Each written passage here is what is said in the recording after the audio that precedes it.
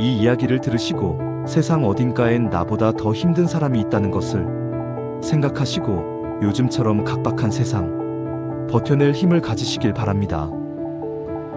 저는 그렇게 도리 없는 무료한 삶을 지내다 원래 이사 오기 전 지역인 옆 지역으로 다시 이사를 가게 됩니다.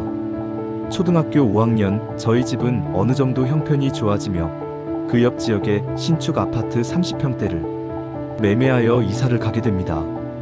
평수가 넓어져 제 방도 넓어지게 되었고 침대와 책상도 바뀌고 새 집에 맞는 새 옷을 입는 듯 했습니다. 집은 좋아졌지만 제 삶의 환경은 변한 게 없었고 어머니의 술, 아버지의 방임 속 점점 사춘기에 접어들 때 하루는 어머니를 따라 비행기를 타고 서울을 가서 이내 어느 병원에 들어가게 됩니다. 산부인과였고 그런가 보다 하고 앞에 앉아서 대기실에 있는 컴퓨터를 하고 있었는데 그로부터 몇 달 후 충격적인 소식을 듣게 됩니다. 어머니께서 임신을 하셨다고요. 지금은 의학기술이 많이 좋아졌지만 그 시절 40대인 어머니의 임신은 충격이었고 알고 보니 서울의 유명한 산부인과에서 인공수정을 하러 가신 거였었죠. 저희 충격은 나쁜 게 아니었습니다. 외동임을 항상 강조하셨던 부모님이었기에 그저 놀란 것뿐이었죠. 여러 번의 인공수정 끝에 아이를 가지게 되신 거였죠. 12살의 동생의 소식을 알다니 전 너무 예쁠 것 같았습니다. 친구들처럼 싸울 일도 없을 것 같았고요. 임신을 하신 어머니께선 한동안 매를 들지 않으시고 잠만 자기 바쁘셨습니다. 제 밥도 차리기 힘드셨는지 학교 앞 분식점을 월 결제해 주시며 저녁까지 먹고 오라고 하셨죠. 임신을 하면 힘들다는 것을 인지하는 나이였기에 기분이 나쁘지 않았습니다. 그러다 임신 6개월쯤 어느 날 집으로 독촉장이 날아오게 됩니다. 알고 보니 아버지께서 운수업을 하시던 차량과 집을 담보 잡아 다시 주식에 손을 대셨고 어머니께선 임신하신 몸으로 다시 아버지와의 싸움이 계속되었습니다. 전 너무 지겹고 듣기도 싫어 방문을 닫고 들어가면 화장실도 모두가 잠들면 갈 정도로 하교 후엔 은둔하였고 이어폰을 끼며 모르는 척했습니다. 얼마 후 집에는 빨간 딱지가 붙기 시작했고 모든 것을 열 수 없도록 열면 찢어질 수밖에 없도록 붙이시고 가셨더라고요. 신발장, 냉장고, 거실의 장식장, 책상 서랍 등등 어머니께선 손으로 다 찢어버리셨습니다. 아버지께선 한참을 집에 들어오시지 못하게 되는데 전화 통화 내용을 들어보니 시골의 공사 현장에서 숙소로 달방을 구해서 일을 하신다고 하셨습니다. 저는 가끔 아버지가 불쌍할 때가 있었는데 어머니께선 무조건 목소리를 키우며 소리 지르는 스타일이셨고 이성적인 대화는 절대로 못하는 스타일이셨기 때문에 그 마음 아픈 전화도 뭐 다른 여자가 또 생긴 건 아니냐, 주식이 아니라 여자에게 준 거 아니냐, 내가 지금 임신 6개월인데 뭐하고 다니는 거냐? 대답도 듣지 않고 오랜만에 통화된 아버지에게 숨 쉴 틈 없이 따지셨습니다. 저는 아버지가 없는 만큼 많이 맞고 술을 드시면 저녁 늦게든 새벽이든 어머니는 절 깨우셔서 밤새 하소연하시며 괴롭히는 게 일상이었기 때문에 6살 때부터 반복되는 일상에 온 사춘기에 마냥 짜증이 났습니다. 저는 이 집에서 살면서 많이 후회했습니다. 사실 제가 이사를 오고 방에 작은 베란다가 있는 방을 썼는데 그 창문으론 산이 보였고 정면에 묘지가 보였었습니다. 매번 악몽을 꿔서 거실 소파에서 자던 날이 많았고 그러던 어느 날 잠들 때까지 고양이 울음소리가 아기 우는 소리처럼 단지가 울리는 것을 들으며 스르륵 잠이 들었습니다. 이때 무언가 이상한 느낌에 잠에서 깨서 눈을 떴는데 무언가 까만 게 방문 위로 보였습니다. 저는 눈이 좋지 않았고 그냥 뭐가 둥둥 떠 있는 것 같아서 지읒 하는데 목소리가 나오지 않았습니다. 몸도 움직여지지 않았습니다.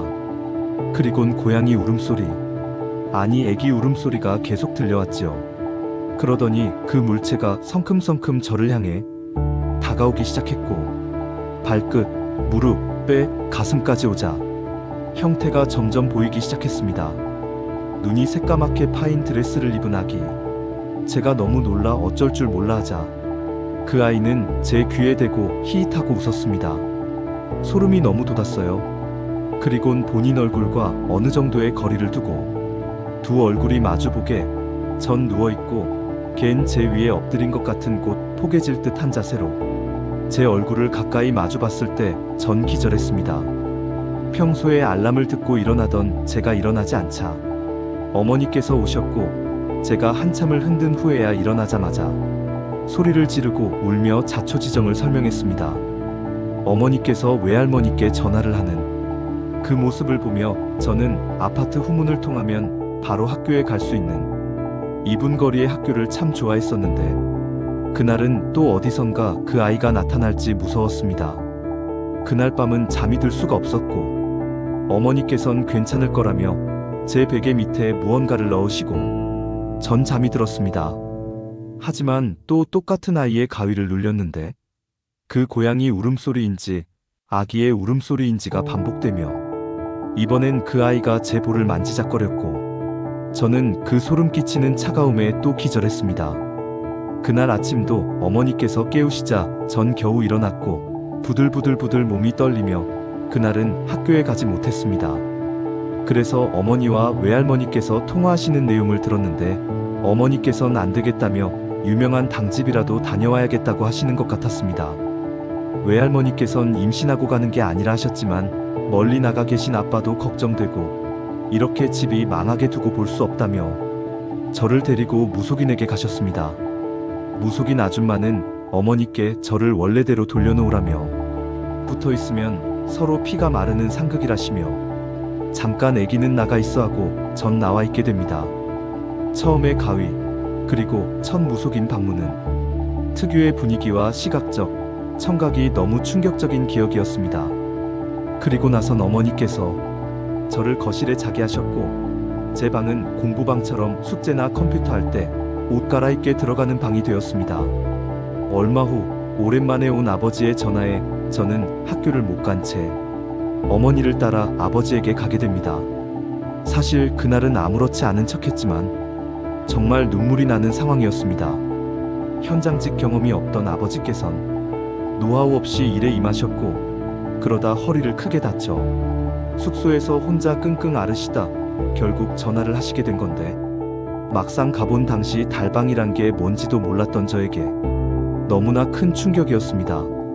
정말 너무너무 허름한 모텔에 침대 없인 못 주무시는 아빠가 방바닥에 얇은 이불 패드만 까시고 이불을 덮고 누워서 꼼짝을 못 하시고 계셨죠. 살은 엄청 빠지시고 살은 새까맣게 타서 얼굴이 말이 아니셨습니다. 지금 생각해보면 아버지께선 담보대출과 신용대출을 쓰시고 주식에 거의 남은 것이 없자 사채를 쓰시고 저희에게 빚쟁이가 찾아올까 시골의 공사 현장으로 몸을 피하시느라 현장 일을 하실 수밖에 없게 된 거죠. 어머니께선 왜 그걸 알고도 백화점에 가서 호화로운 출산 준비를 하셨는지 이땐 알지 못했습니다. 그렇게 아빠를 구급차에 태워 저희 지역의 병원로 옮겨 바로 입원하셨고 집에도 빚쟁이들이 찾아오게 됩니다. 그럼에도 꿋꿋이 어머니께선 백화점 유아 수입 브랜드에서 엄청난 가격의 유모차, 옷들, 필요한 모든 것을 쇼핑하시고 입원 중인 아버지께는 비밀로 하라고 하셨습니다. 저는 당시 학교 앞 분식집에서 끼니를 채웠는데 이 분식집은 말 그대로 학교 앞 분식집이었기 때문에 떡볶이, 튀김, 라면, 꼬마김밥, 순대 정도만 판매를 했었기 때문에 저의 몸에도 이상이 오기 시작합니다. 오늘도 저의 이야기를 들어주셔서 감사합니다. 글을 계속 회차별로 쓰면서 저에게 꿈이 생겼습니다. 언젠가 서로의 힘듦을 이야기하고 공감해주고 위로해주는 자리, 서로의 안부를 물어주는 자리가 생겼으면 좋겠다는 생각을 했습니다. 그 자리가 생긴다면 모두에게 힘든 부분이 있지만 참여하실 수 있는 분들을 모아 꼭 대화를 나누어 보고 싶습니다. 그리고 중고등학교의 시절은 더 험난하니 다음 화부터 더 기대해 주세요.